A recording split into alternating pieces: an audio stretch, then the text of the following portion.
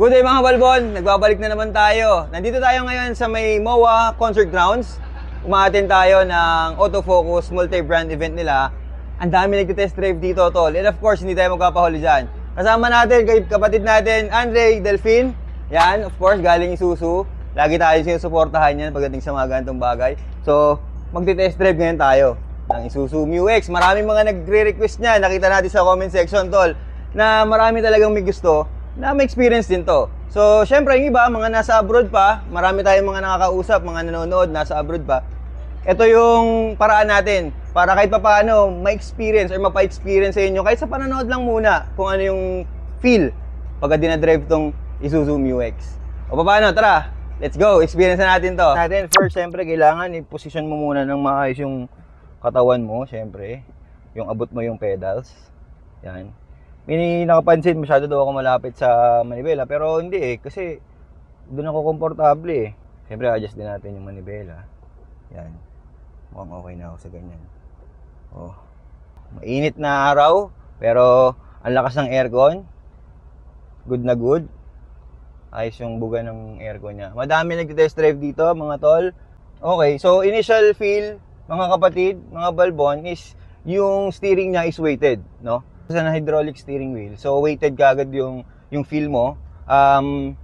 Hindi naman siya mabigat in terms of parang sasakit yung katawan mo. Hindi, yung mararamdaman mo na you're in control. Kumbaga, hindi yung parang sobrang lambot naman.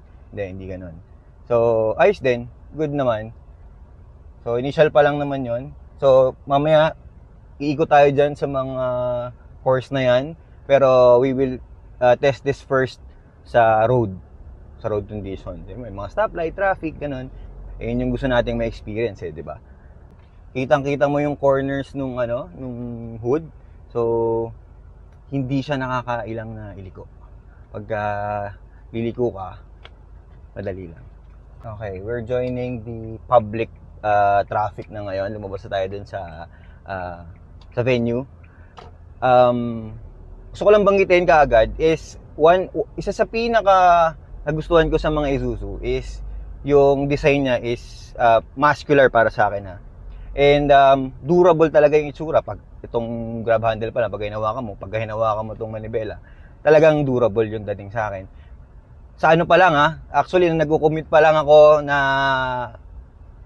sumasakay ako ng FX. Dati FX, ang ibig sabihin nun is yung mga UV Express, no? Pagka sumakay ako ang pinaka-paborito kong sinasakyan actually is yung Isuzu Crosswind. Kasi ang lakas ng aircon, laging malamig para sa akin yun yung yung Crosswind na yun. And then yung mismong dashboard niya, gustong-gusto ko, kumbaga masculine para sa akin talaga yung itsura nun. So yun, na-share ko lang yung experience ko na yun nung nagko-commute pa ako. And now na nagda-drive ako nitong Isuzu na MU-X, an SUV of Isuzu, kumbaga nasa-satisfy ako dito sa nakikita ko, sa na-experience ko sa mga nahahawakan ko ngayon dito. So that's good. Yan, traffic. So good thing talaga automatic na ngayon. Pwede pa rin naman mag-manual, pero ayun nga, yung manual mode, pupush mo sa to the right and then up and down, plus minus. Ayun na lang yung yung pwede mong gawin. Pero ayun nga, meron kang wireless charging. Nag-charge ngayon yung cellphone ko diyan. Tapos itong mga pindutan na to, ang sarap niya sa feel So pagka inangat ko ng konti yung temperature, yan masarap siyang pindutin. Yung para bang kahit na umidad to ng 10 taon, hindi siya parang maglulus pagdating ng panahon, hindi ganun yung feel niya. So ayos. Tapos na mami dyan sa likod, anong nararamdaman niyo dyan sa likod? Iksama natin sila mami and yung mga kids to experience it. Si Kuya Duke nandun sa 3rd row. So what's up there? Anong nararamdaman mo dyan? Maluwag ba dyan sa likod, kuya? Okay, comfortable daw sa likod. So as I mentioned dun sa walk around natin, sa mga hindi pa nakapanood ng walk around, nandyan yung link, pindutin nyo lang. So ito yung pinakamaluwag sa 3rd row na SUV na review ko so far.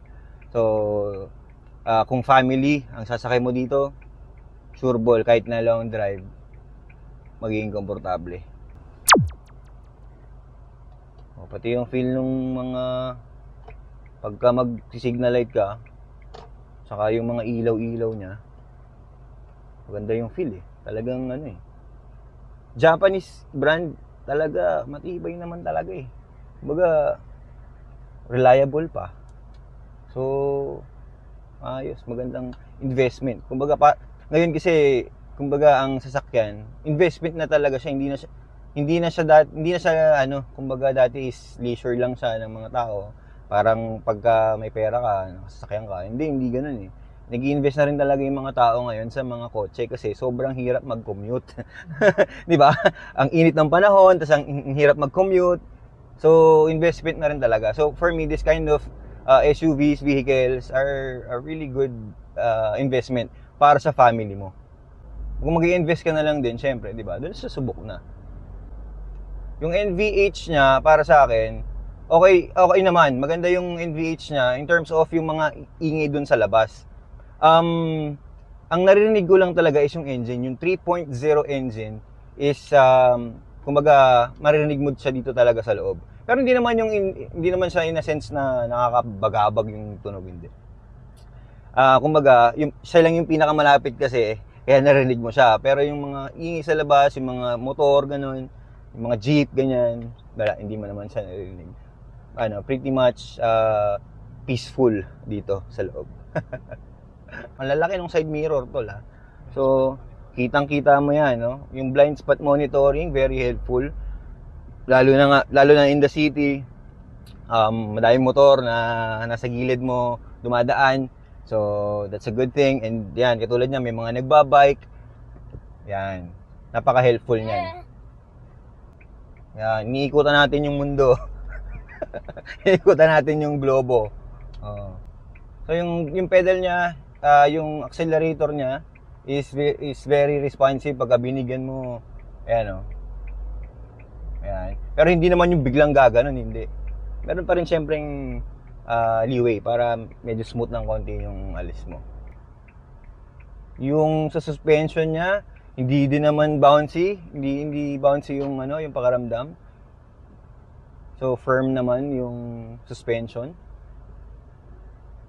Sa laki ng side mirror natin, kitang-kita natin kahit na yung pangatlong kotse dun sa dulo.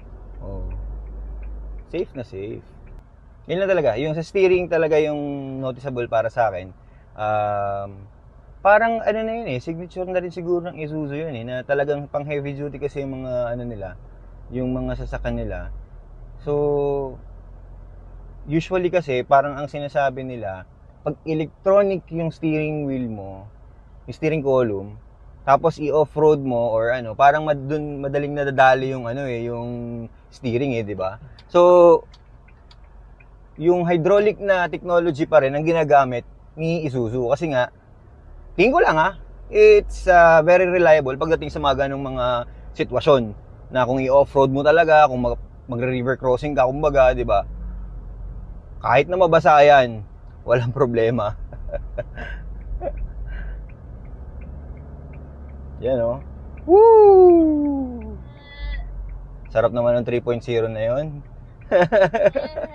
So, usually kasi 'di ba bumibili tayo ng ng dashcam para ma-record natin yung biyahe natin, 'di ba? Nalagay natin dito. Yung cam recorder nito, yung naka-integrate na rin siya doon sa mismo 360 camera niya. Na wala yung ibang mga sasakyan na may 360 camera. Kasi yung 360 camera lang talaga. Ginagamit mo siya pagka nag-reverse ka, lalabas yon, mga ganon. Pero in terms of recording, wala. Okay, testingin natin yung turning radius nito. Isang sagad dito sa U-turn. Pasok pa rin ako sa second lane. So, ayos. Mabalik tayo dun sa recording. That's a good addition sa sasakyan, di ba? Na meron kang ganun. So, sabi nga nila, sinasabi sa comment section natin na parang behind na daw to pagdating sa technology. But this time, nagka-catch up na siya Isuzu is trying to catch up with in terms of technology. Kasi durable na sila matibay na sila di ba? Doon sila talaga nag-focus noon, and then now they're trying to focus to improve their technology. So yung value niya is mas gumaganda, mas tumataas yung value niya. In terms of sa ibabayad mong pera, di ba? So value for money, maangat. Di ba? Okay, so bumalik na tayo dito sa loob. Papasok naman tayo dito sa ginawa nilang parang truck dito sa loob, no? So, testingin natin yung mas testing natin siya dito. Bibigyan natin ng konti lang naman para ma-experience natin, di ba? Okay, papasok na tayo ngayon dito sa truck, tol. So, banatan na natin to. Wait, mami. Alam mo naman, sobrang no? Hindi, kasi napansin natin, mabagal yung mga dumadaan kanina. Pero ito, gamitan natin ng matinding paliguan. Okay. So, maneuverability, pare, safe. Ang bilis niyan. Kaya, tol. Mga liguan, walang problema.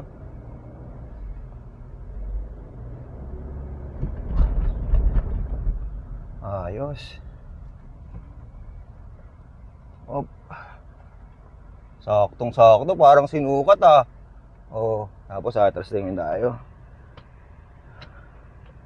Verse. Malapit na ako sa cone. Hindi naman. Parang lang, pero hindi. Hindi tayo sasabit sa cone. Yan. Okay. Ayan. Smooth pa rin. Ayos.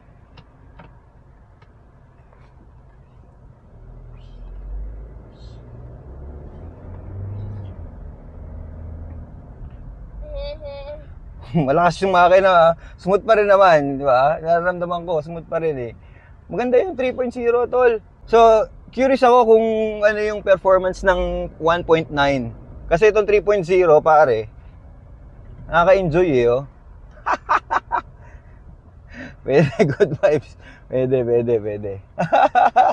Nice run. Ayos. Nice. And then, yung seats niya is very comfortable. These are leather seats. So, kanina, nung lumiligo-ligo tayo, naka-intact yung puwet ko dito sa upuan. So, ayos din. Komportable. Nice. Ayos. That's a good experience, mga balbon. Okay. So, once again, this is the 2024 MU-X. This is the top of the line 4x4. Yan. So, any question pagdating sa sasakyan na Isuzu, si Andre Delfin lang, pare. Good vibes. Mga balbon, tara sa tagumpay.